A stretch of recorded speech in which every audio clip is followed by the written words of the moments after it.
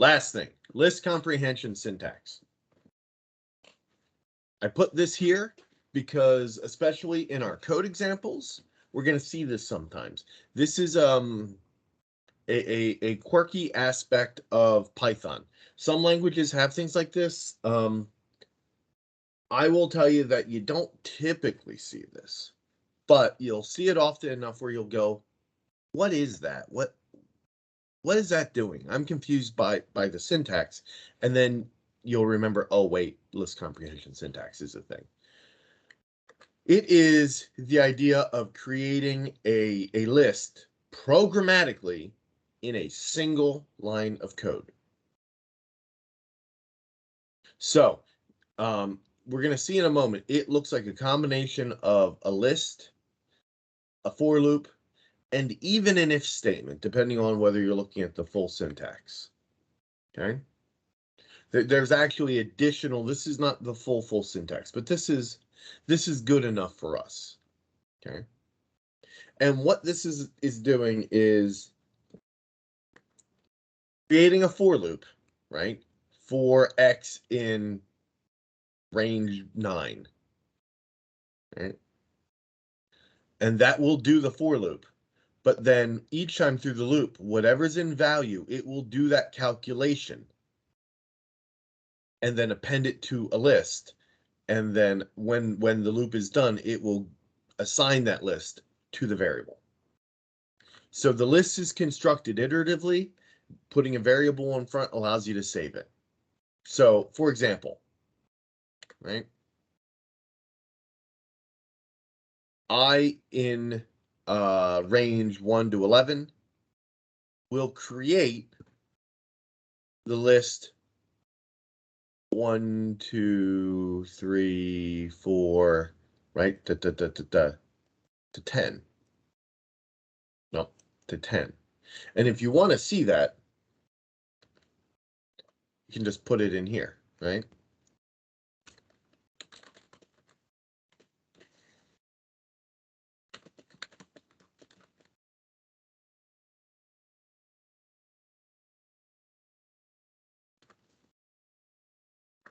There it is.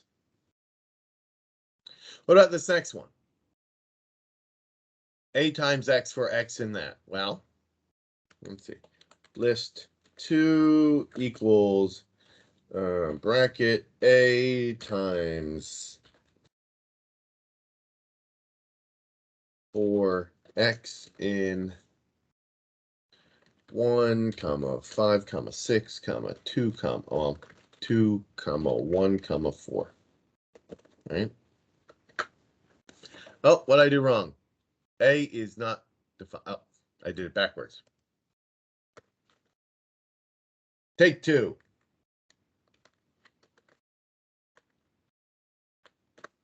Okay. Let's see. We got 1A. We got 5 A's. We got 6 A's. We got 2 A's. We got 1 A. We got 4 A's. So multiplying a string times a number repeats that string that number of times. And X is 1, then 5, then 6, then 2, then 1, then 4. Okay. You are going to need to be able to understand this in order to be able to understand some of the example code that you're going to see in class. This is not something that is always taught in introductory classes. This is not something that is necessarily available in all modern languages. I'm not even sure how much I love this. I'm not sure that this single line of code is necessarily better and more legible than, you know,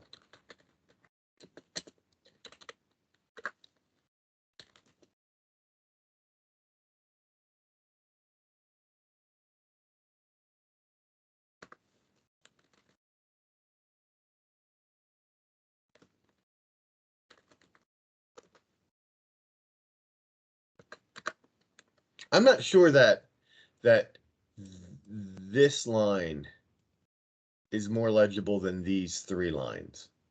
Maybe behind the scenes there's some optimization that I'm not aware of. And that could be. And I will tell you that for something like this, it's fine because it's simple. But even for something like this is not all that complicated. List 2, generation of list 2 is not all that complicated. And even for this one, I'm not sure that that the juice is worth the squeeze. I'm not sure that this saves on space enough and is easy enough to understand, especially when you're just kind of casually scrolling and you're not thinking about it. So I recognize the utility of saving a little space, but I also, if you can't understand the code, you're not going to be able to maintain the code. And if you can't maintain the code's dead, right? Unmaintainable code is not good code. Having said that, people do use this. So at least being familiar with it is super important. So this is the review. This is not comprehensive, obviously. I encourage you to go back to your textbook for CISC 120 or CISC 140, or if you took a different introductory course, to whatever that introductory course is, and review the various topics and review things that you are not necessarily 100% conversant in. Remember, the topic of this class is data structures. The language is a tool that we are going to use to understand data structures.